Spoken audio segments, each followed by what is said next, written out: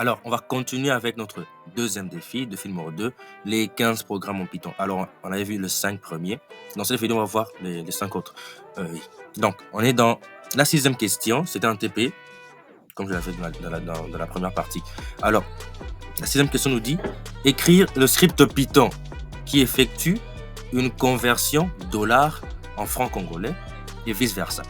Le programme commencera par demander la devise en dollars pour le dollar et CDF pour le franc. Ensuite, le taux et le montant à convertir. Vu de cette manière, ça paraît un peu difficile. Mais qu'est-ce qu'on va faire? Ici, on va utiliser une fonction. Ok, on va utiliser une fonction en Python. Cette fonction est la fonction convert currency. Je crois que ça va apparaître sur l'écran. Convert currency. Bref, là, je parle beaucoup. C'est mieux qu'on puisse directement se mettre à coder. Alors, on va créer 06.py.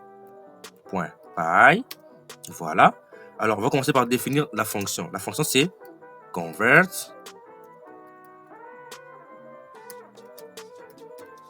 currency. Voilà. Qu'est-ce qui se passe là? Ils disent qu'il y a une erreur. Ok, voilà. Convert currency. Donc, cette fonction, c'est une fonction qui nous permet de convertir de manière automatique, rapidement, nos différentes devises. Vous voyez un peu? Genre, imaginez que vous êtes en voyage, par exemple, et que vous voulez savoir combien coûte ce souvenir, voilà, combien coûte cette veste en euros ou en dollars et tout, par rapport à votre monnaie locale.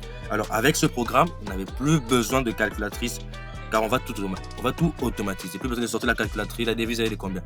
Là, ici, on va faire dollars et francs congolais. Voilà. Alors, cette fonction prend 4 paramètres. Le premier paramètre, c'est le montant à convertir. Et c'est le paramètre amount pour montant. Et voilà.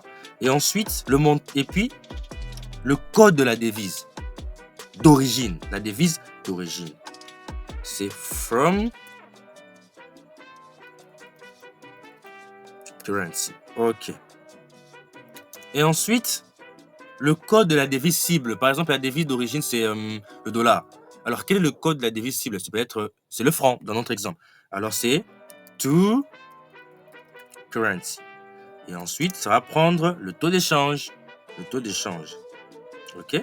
C'est exchange rate. Voilà. Et quand on finit, on met nos 2 points là. Et on peut commencer à travailler. Voilà. Donc, on va créer une variable qui s'appelle convert.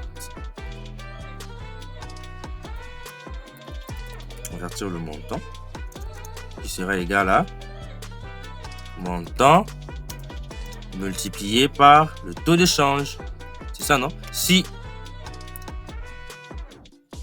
ça, c'est le montant, ok, que l'on met. Et ça, c'est le taux d'échange. Mais ça va toujours prendre en compte la devise cible et la devise de base et la devise cible. Voilà. Et si le programme marche, on retourne. Convert. Non. Et puis ici, j'ai fait une petite erreur. Converted amount. Voilà. C'est pas tout. On va commencer maintenant à demander. Demander la devise d'origine. La devise cible. Voilà. Et comment on fait? Devise, on crée une variable devise origine égale, on fait un input, les parenthèses, et on met un message. Entrer la devise d'origine. Et on va demander de préciser USD ou CDF pour notre exemple. Oui, c'est ça pour notre exemple. Je crois que c'est le mieux à faire. On finit, on sort d'ici. On crée la devise cible. La variable devise cible. Qui sera aussi un input. Entrer la devise cible. Ou CDF. Voilà. Mais là, en fait, il y a un problème. Qu'est-ce qui arrive si l'utilisateur, au lieu d'entrer USD en majuscule, ou CF2 en majuscule, les faisant entrer en minuscule. C'est là maintenant qu'une nouvelle fonction très importante en Python va faire son entrée. C'est la fonction point... pas ici. On va rajouter à la fin point et peur. Voilà, et on met deux parenthèses. Donc cette fonction nous permet de gérer le cas où l'utilisateur entrait CDF ou USD en minuscule ou en majuscule. On fait la même chose ici. Voilà. Donc là maintenant c'est pris en compte. Donc il peut entrer USD en minuscule ou CDF en minuscule, c'est pris en compte dans le programme. Voilà. C'est déjà pris en compte. Alors, deuxième étape, on va demander le taux de change. Le taux de change. N'oubliez pas, amount, c'est le montant. OK? La devise est là aussi. Donc, là, on prend la devise cible, la devise d'origine, la devise cible, qui est from currency et to currency respectivement. Maintenant, on va prendre le taux d'échange, OK? Et puis, on aura à prendre le montant. On a déclaré une variable ici qui permet de convertir le montant. Comment convertir le montant dans une autre devise? On prend ce montant-là et on le multiplie par le taux d'échange. Par exemple, $10, c'est le montant, non? 10, c'est le montant. OK? 10, c'est le montant. Son taux, sa devise d'origine, c'est le dollar. Pour aller en devise cible, c'est le franc. Et on va multiplier le montant, multiplié par le taux de change. Voilà. Alors, là, c'est demander le taux de change. On va créer une variable taux change égale float input. On va mettre encore là-dedans. OK, input F. Parce que je vais déclarer des variables dedans. OK? Je vais dire entrer le taux de change. Et là, on met entre parenthèses devise. On va montrer un devise d'origine. OK? À l'intérieur, vers devise cible. Voilà, c'est parfait. Là, c'est vraiment parfait. Et tout ça dépendra de la devise qu'il a choisie, la devise d'origine, la devise cible qu'il a choisie. C'est ce qui va s'afficher dans la console. OK. C'est bon. Deuxième étape, fait. Bon, c'est la troisième étape. Deuxième étape, fait. Troisième étape, on va maintenant demander le montant à convertir. Demander le montant à convertir. On va déclarer une nouvelle variable montant. Convertir. Bon, je vais garder converti comme ça. Le montant converti va prendre quoi? Il va prendre notre fonction convert currency. Et quand ce qu'on va faire, là, on va dire convert currency, currency convert currency, et on lui met en paramètre le montant, la devise d'origine d'abord, ensuite la devise cible, et ensuite le taux d'échange. Voilà. Ça le prend déjà en paramètre. Et là, le programme est fini. On a juste qu'à... On n'a plus qu'à afficher le résultat. Et comment on affiche? Avec un print. Print. Un print de quoi? On écrit F d'abord. On met les guillemets. On met la variable montant. Mais attendez. Il y a un problème. Ici, ici, on a calculé le montant.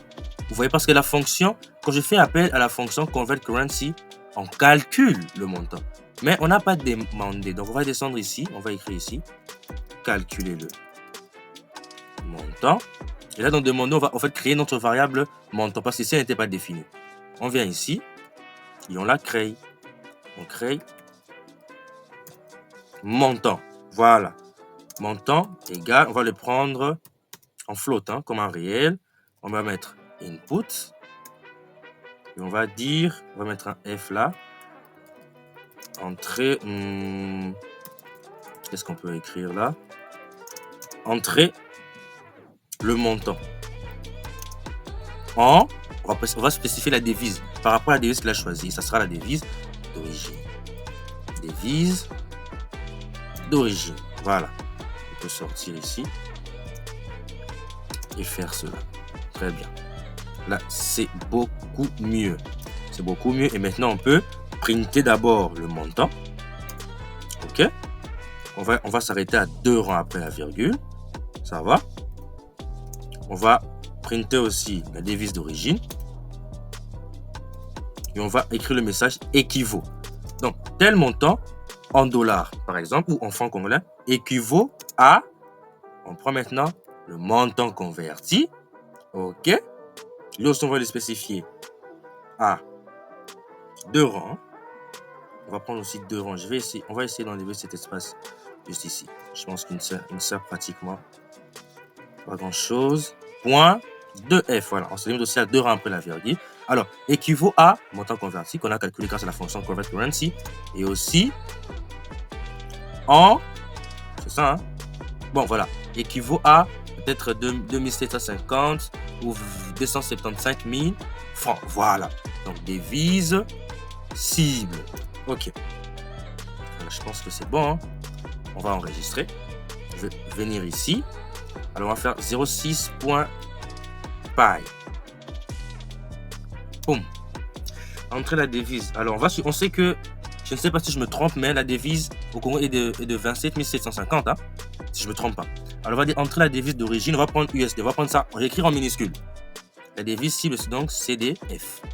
Entre le taux de change, on va dire 2700. On va mettre le prix de 1 dollar. 2750 francs. Voilà. Entre le montant en USD, on va convertir, disons, 100 dollars pour voir le résultat. 100 dollars. Voilà. Donc, 100 dollars équivaut à 275 000 francs.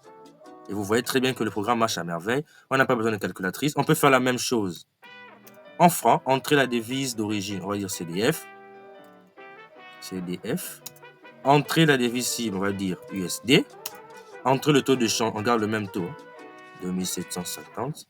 Je ne me trompe pas. Entre le montant, on va dire que voilà, on va aller plus sur du 275 000 francs. Voilà, on va écrire 275 000. On va voir si ça donne combien en dollars. Voilà, 275 000 francs équivaut à 75 600, hein, à 7 millions. Ah oui, pour aller de francs en dollars, on divise.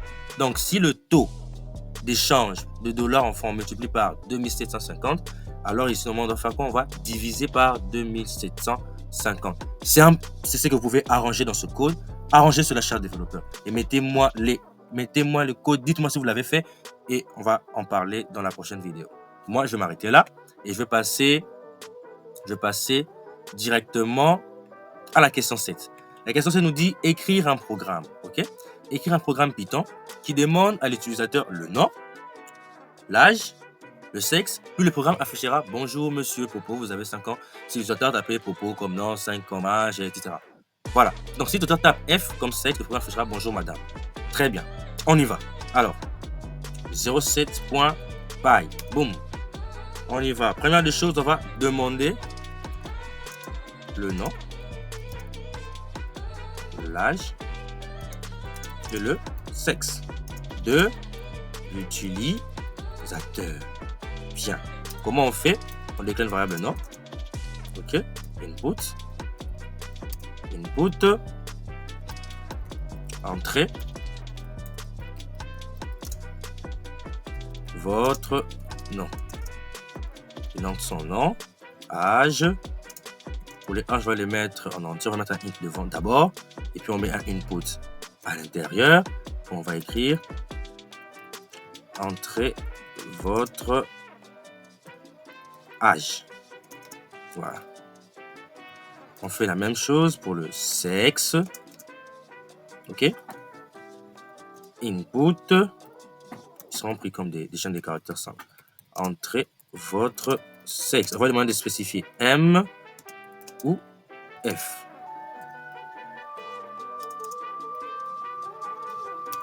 Deuxième étape, on va vérifier si c'est un homme ou si c'est une femme.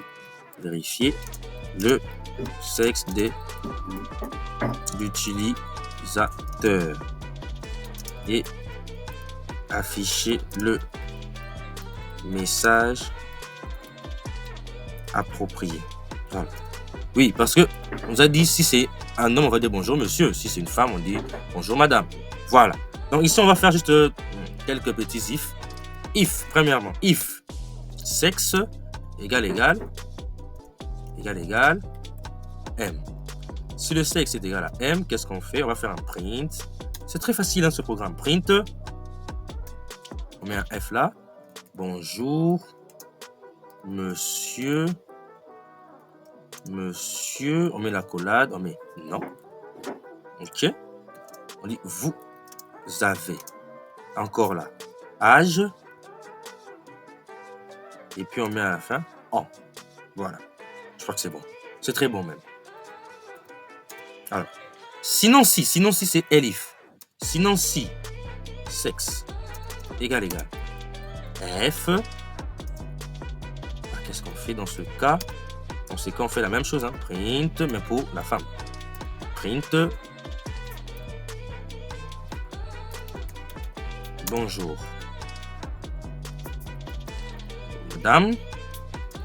Madame, on prend encore le nom. Vous avez âge. En. Voilà. Donc s'il dit il a 17, on va dire 17 ans. Si il a 15, ça sera 17 ans. Parce que âge est un int. Bah, sinon, else, on va dire print. Print. On va printer. On va mettre sexe non reconnu.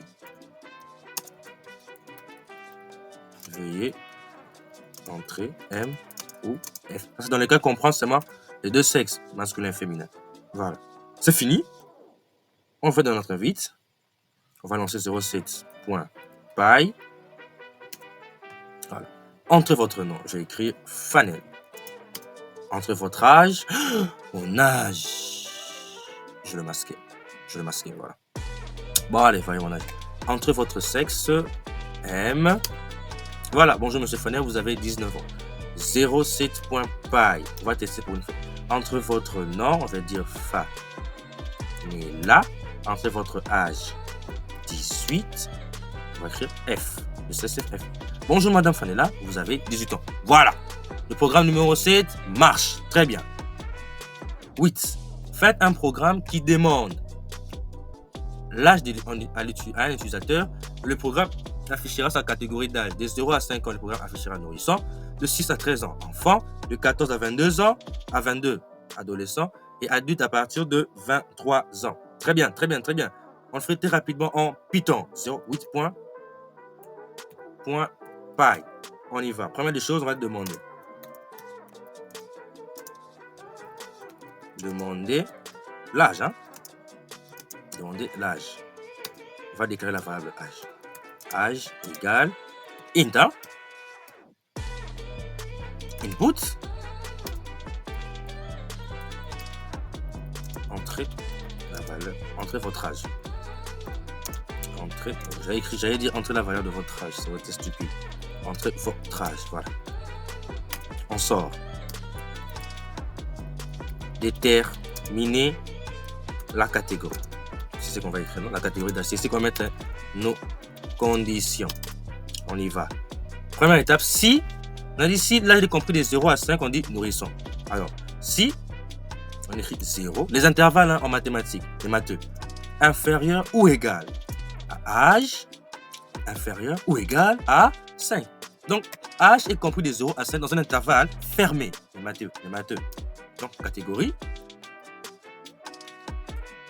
On déclare une variable de catégorie égale directement nourrisson. Donc, on va faire un print de catégorie à la fin. Bien. Sinon, si l'âge est compris entre 6 et 13 ans, donc 6 inférieur ou égal à âge, inférieur ou égal à 13. Qu'est-ce qu'on fait? 2 points, catégorie égale enfant.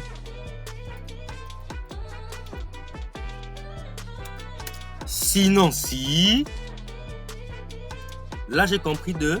Je vais voir si ça traite... Là, j'ai compris des 14 à 22, on dit adolescent. Donc, 14... Les maths, c'est beau, hein?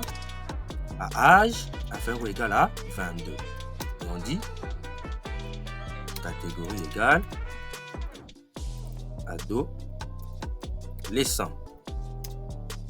Bah sinon, c'est ça, c'est-à-dire la condition, non? Bah sinon, à partir de 23 ans, on dit adulte. Sinon, else.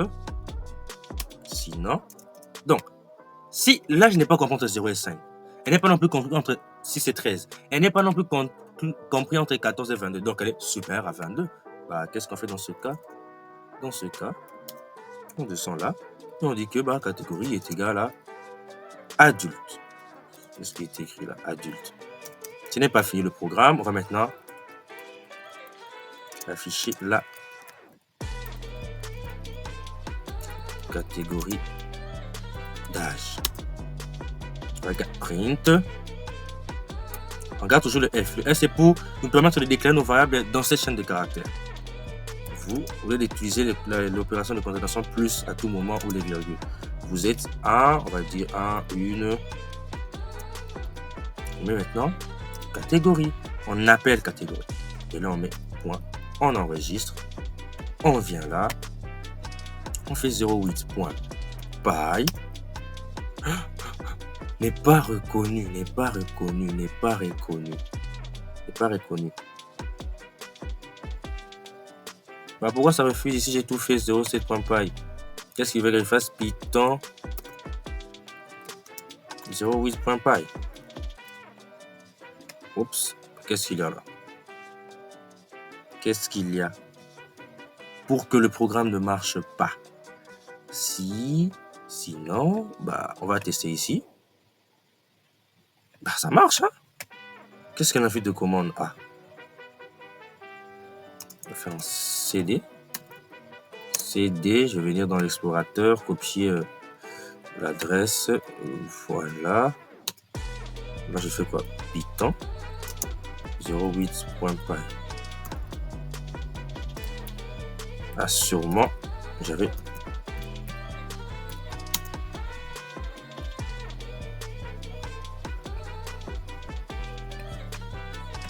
Python n'arrive pas à se charger. Ah, regardez comment j'ai enregistré 0,8 points. Ok. Donc, je fais 0,8 Pareil. Ah, voilà, ça a marché. Voilà, c'est moi qui ai mal enregistré. Vous voyez là, il y a 2 points là. C'est moi qui ai mal enregistré. Entre votre âge, on va dire, moi j'ai 19. Vous êtes un adolescent. Ah, je suis juste adolescent. Ah, c'est triste. Voilà, le programme 8 marche à merveille. Il nous reste encore 2. Programme numéro 9. Faites un programme Python qui fait la somme des 10 premiers entiers non nuls. Les 10 premiers entiers non nuls. Les matheux. Les 10 premiers entiers non nuls. De 1, de 0. Bon, pas on dit non nul. Donc de 1 à 10. Ok? Alors, on y va. Je vais juste fermer ici. Je viens ici. 0,9.py. Là, il y a l'alarme de mon frère qui me dérange beaucoup. Je ne vais pas arrêter de faire la vidéo. Alors, on va commencer par calculer la somme. On va écrire. Hein? C'est toujours bien de commenter votre programme. Je dis premier nombre entier non nul. On y va. On va déclarer une variable totale somme égale. On va utiliser la variable somme. On lui met. On utilise la fonction somme, excusez-moi. On utilise la fonction range. On va dire on va faire la somme des rangs allant de 1 à 11. On sort. Maintenant, on va juste afficher le résultat. Oui, c'est très simple. On va afficher le résultat. J'ai résultat. Le résultat. Voilà. Bah, comment on fait? On fait un print. F. On écrit la somme des 10 premiers termes non nuls. Pour les matheux, vous pouvez le faire avec la formule n facteur de n plus 1 sur 2. Hein. La formule de Gauss tout comme en utilisant les raisonnements par récurrence. Total somme. Voilà. Ok. Ouh, j'avais éteint. Oh là là. On va faire 0,9 point pareil. La somme des 10 premiers termes maintenant nous est 55. Voilà. Oui, c'est ça. Hein. Oui, c'est ça. Exactement. 55. Voilà. Vous pouvez toujours calculer chez vous, si vous voulez. Allez, 10e pour finir cette vidéo. Faites un programme Python qui demande à l'utilisateur un nombre au départ, puis le programme affichera sa table de multiplication jusqu'à 12. Donc ce nombre-là, on fait x1, x2, x3, x4, x5. On va commencer x0. Ça, c'est une boucle, hein. On y va. 10 points. Et pour finir la vidéo, ça fait déjà plus de 30 minutes. On va commencer par demande à l'utilisateur de saisir un nombre. Hein. Qu'est-ce que j'ai fait? Demander de saisir un nombre. Saisir un nombre. Un nombre, voilà. On va juste déclarer une variable nombre. Et ça sera un input. On va mettre d'abord un int devant vu que c'est un nombre. Et puis input bien évidemment. Et là on va dire entrer un nombre. En 200, c'est la partie où on va afficher, hein, afficher la table de matière. Je peux écrire comme ça, table de matière, table de multiplication. Ces matières, on devait faire l'addition, la soustraction et la division. Vous pouvez aussi faire cela pour bien arranger, pour aller plus loin avec ce code, jusqu'à 12. Je pense que comme ça c'est mieux. Comment on fait? On va faire print.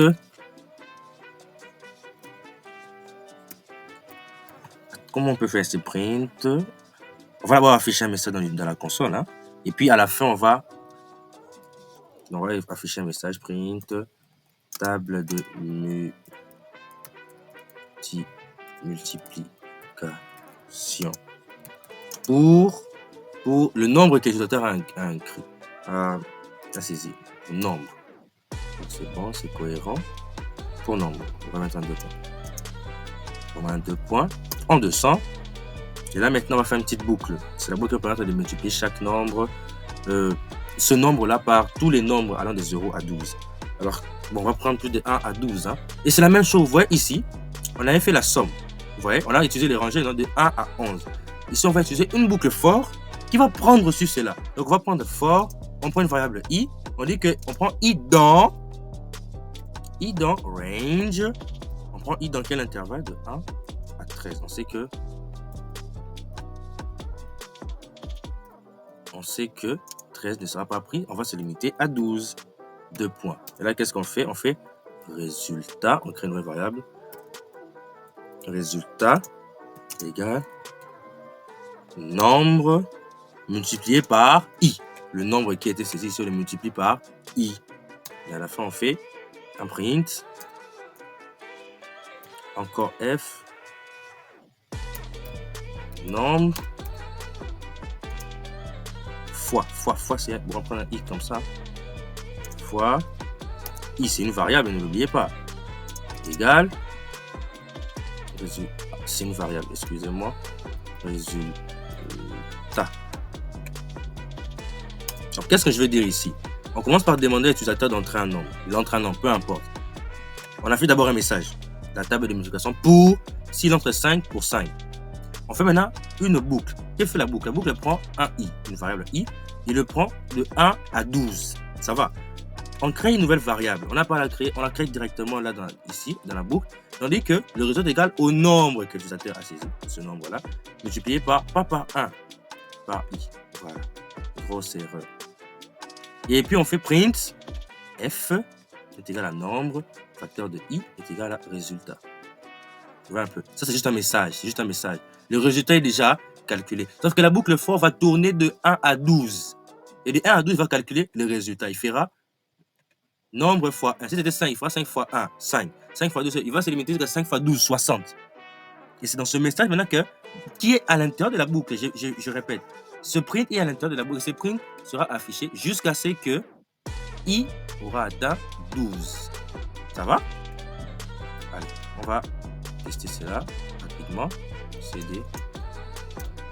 Ok, c'est 10.py. 10.py. Entrer un nombre. On va prendre l'exemple de la table de multiplication par 5. 5. Voilà. Table de multiplication pour 5. 5 fois 1, 5. 5 fois 2, 10. C'est très pratique. Vous n'aurez plus à demander à vos amis, c'est quoi.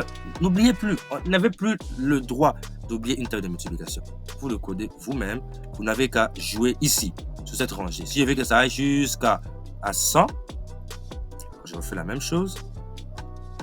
Et ça ira jusqu'à 100. 10.py. Entrer un nombre 5.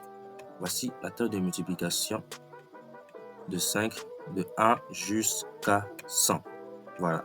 C'est fini pour cette vidéo. On a vu les 5 autres programmes. J'ai beaucoup aimé le programme numéro 6 pour la conversion, et même ce dernier programme. Le taux a été super. Abonnez-vous, likez, laissez un commentaire, améliorez ce code. Ok, surtout l'améliorer. Ça va? Et on se retrouve la semaine prochaine. Vraiment, la semaine prochaine, je vais lancer la dernière partie de ce défi. Ok? Allez, restons connectés sur la chaîne de Mister F.